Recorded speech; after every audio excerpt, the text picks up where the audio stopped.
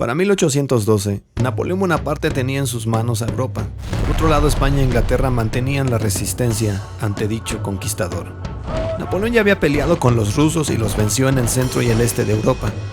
¿Por qué invadir su territorio si su enemigo real era Inglaterra? Esta campaña militar contra los rusos dio el inicio del fin del gran conquistador. ¿Quieres saber los 10 errores que Napoleón cometió en esta batalla? Quédate aquí en Historia para Todos.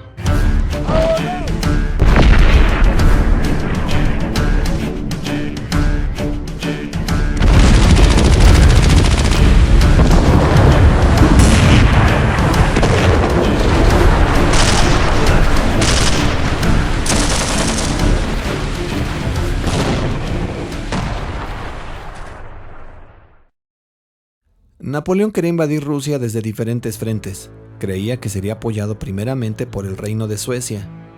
Tenía un conocido general francés llamado Jean-Baptiste Bernadotte, que se convirtió en príncipe de ese lugar.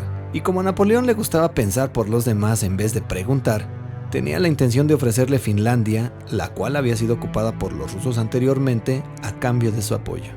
Pero el general Bernadotte había puesto sus ojos en Noruega y además estaba dolido sentimentalmente con Napoleón, primero porque lo había tratado como inferior, y segundo porque en 1812 tomó la Pomerania sueca para evitar un desembarco de soldados de Inglaterra. Como resultado, Suecia, que en un principio medio apoyaba la guerra contra Rusia, decide escoger mejor a sus amistades haciendo 2 tratados de paz.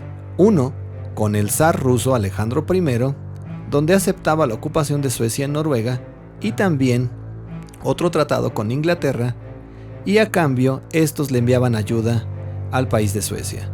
Y con muchos pantalones, Suecia se declara neutral.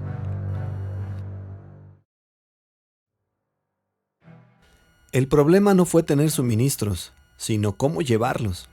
El ejército francés no caminaba igual, además de las inclemencias del tiempo que encontraron, como calor y lluvias extremas.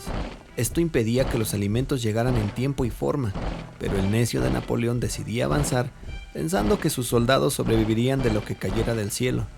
Pero Rusia no daba para alimentar a tanta boca hambrienta, y sí que comían los soldados franceses.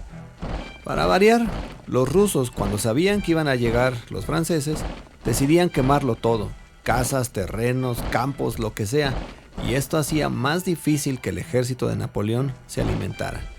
Como ya dije, las lluvias y el calor asfixiante hizo que lo primero que se acabara fuera el agua, ya que los pozos que encontraban los franceses pensando que podían abastecerse, los rusos ya los habían infectado con animales muertos o seres humanos.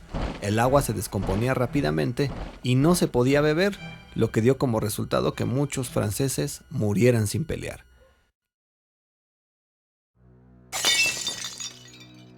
Los polacos eran los más sinceros y dispuestos en esta campaña militar contra el zar en un principio. Buscaban restaurar el reino de Polonia. Pero Napoleón no estaba interesado en hacerlo, solo les ofreció largas promesas, y esto dio como resultado que no se reclutaran los soldados esperados. Lituania, por su parte, también buscaba quitarse el yugo del zar Alejandro I de Rusia. Pero como era de esperarse, Napoleón solo daba promesas por aquí, promesas por allá, y a la mera hora nada de nada. Es decir, solo manipuló a ambos para tener ejército y no cumplir con lo que había prometido.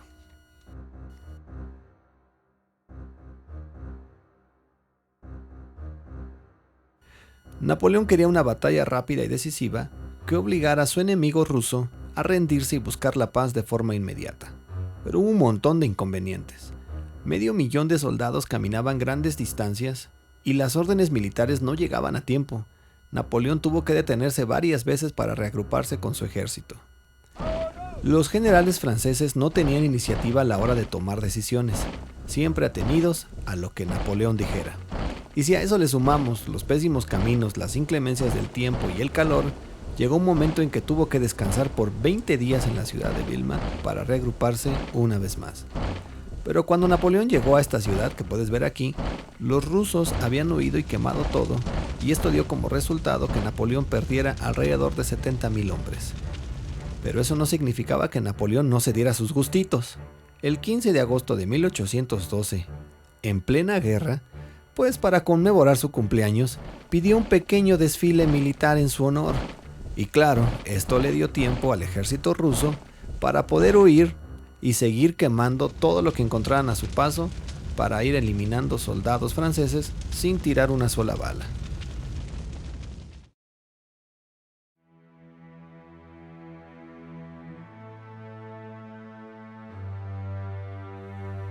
Cuando Napoleón tomó la ciudad fortificada que puedes ver aquí en el mapa, había perdido en esta batalla casi 20.000 hombres y podía tener la opción de quedarse, pasar el invierno, reagruparse y planear el siguiente año su campaña militar o seguir persiguiendo rusos por aquí y por allá sin tener esa grandiosa batalla que él estaba esperando.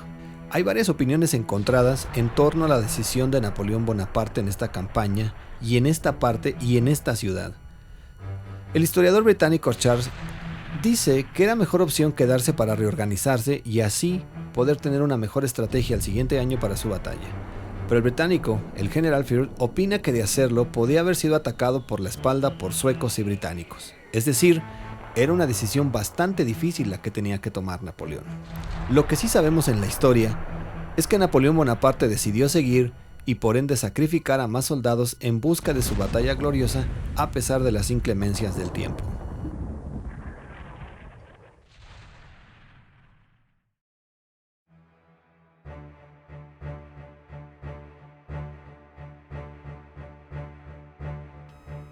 Napoleón se encaminaba a la capital rusa para dar su tan gloriosa batalla que él esperaba.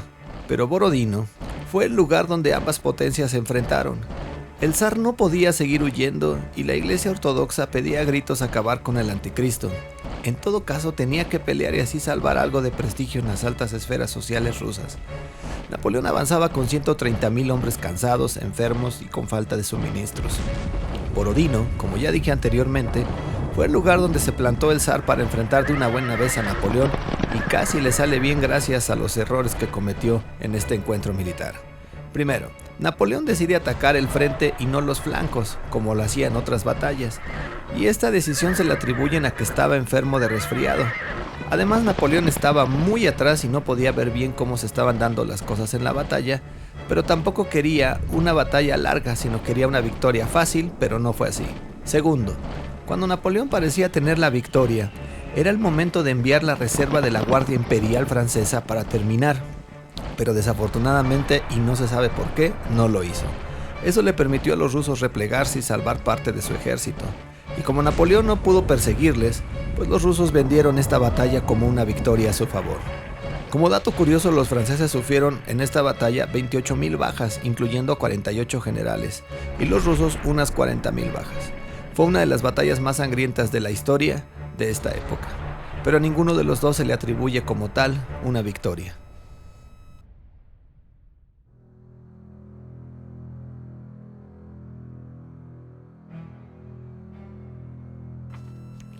El 14 de septiembre de 1812, por fin entra Napoleón a la capital rusa, esperando que se firmara la paz de una buena vez. También esperaba que lo recibiera mucha gente, pero en realidad ninguna de las dos cosas pasaron. Llegó con solo 100.000 hombres de medio millón con el que salió. Mucha gente se fue siguiendo al ejército ruso dejando la capital.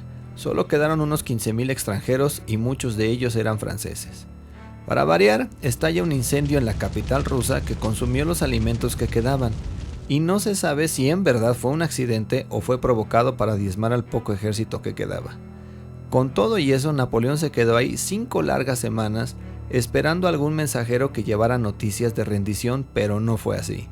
Se dice que el zar Alejandro I quería negociar, pero ¿cómo iba a pactar con el anticristo? La iglesia ortodoxa rusa decía que no podía hacerse ese tipo de tratos, así que, desafortunadamente, los rusos estaban enojados porque habían capturado su capital y el zar tenía una fuerte presión de la iglesia y de la nobleza rusa. Por otra parte, Napoleón, al comprender su error de que no iba a haber un tratado de paz, decide irse de Moscú el 9 de octubre de 1812. Se dio cuenta que ocupar Rusia no sirvió de nada.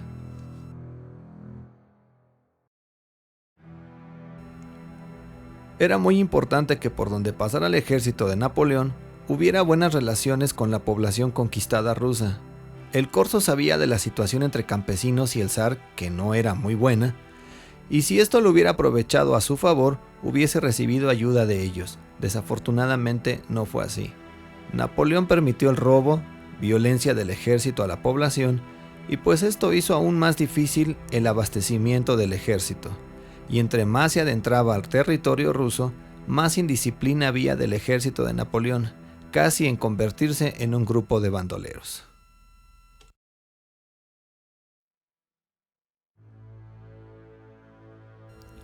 Como ya había mencionado anteriormente, Napoleón ordena que dejen la capital rusa, pero de coraje no solo eso, pide que la dejen incendiada.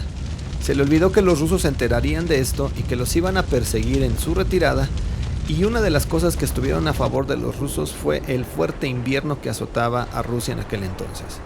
Para el 29 de noviembre los soldados franceses caen como moscas en la retirada en el cruce de Bersina. Unos mueren ahogados, otros en el puente por los ataques rusos, y Napoleón da la orden de que solo crucen los que van armados, el resto es totalmente rechazado. En el camino de regreso le llegan noticias a Napoleón que lo han declarado muerto, y decide abandonar al poco ejército que le queda para regresar a Francia y así aclarar las dudas, y esto dio como resultado el acabose de su campaña militar. Para el 14 de diciembre de 1812, atraviesa el ejército francés el río Niemen, pisándole los talones los rusos, y desafortunadamente ya es un caos completo. Solo 1000 veteranos de la Guardia Imperial conservan cierta disciplina del ejército francés. Al enterarse de todo esto, Napoleón se da cuenta de que perdió la guerra, que es humillado y que desafortunadamente era el principio del fin de una época que él había creado. Del 500.000 que penetró en los diferentes terrenos rusos, solo unos 10.000 regresaron, sin contar, claro, el resto que se quedó en Polonia y Prusia como retaguardia. Las ansias de gloria, el no atender los consejos de algunos generales, sus enfermedades continuas de fiebre, tos, resfriado y su excesiva afición al vino, argumentan algunos que fueron un factor decisivo en los errores que tuvo Napoleón en esta campaña. Pero lo más notable de él fue que le echó la culpa a todos, desde los caballos que eran malos para la guerra, falta de entusiasmo de los polacos en batalla, el clima, a sus generales, a su hermano, es decir, a todos menos a él. Para variar, pensaba que en un tronar de dedos levantaría otro ejército similar para una nueva campaña contra Rusia, sin darse cuenta que en España las cosas se ponían peor para los franceses, que también el pueblo francés estaba harto de reclutamientos obligatorios de soldados, es decir, no notaba el odio que le tenía ya cierto sector de la población social. Así que esta derrota dio esperanza a Suecia, Austria y Alemania para darle fin al imperio napoleónico. Así que ya sabes cuáles fueron los errores que cometió y cómo dio resultado que acabaran con su efímero imperio. Así que si conoces a alguien que culpa a todos de su desgracia menos él, te acordarás de los 10 errores que Napoleón cometió en la batalla contra Rusia. Si el video te latió, dale pulgar arriba y compártelo con tus amigos. Déjame tu comentario para poder seguir haciendo trabajos como este. Esperamos que te haya servido mucho. Esto es Historia para Todos.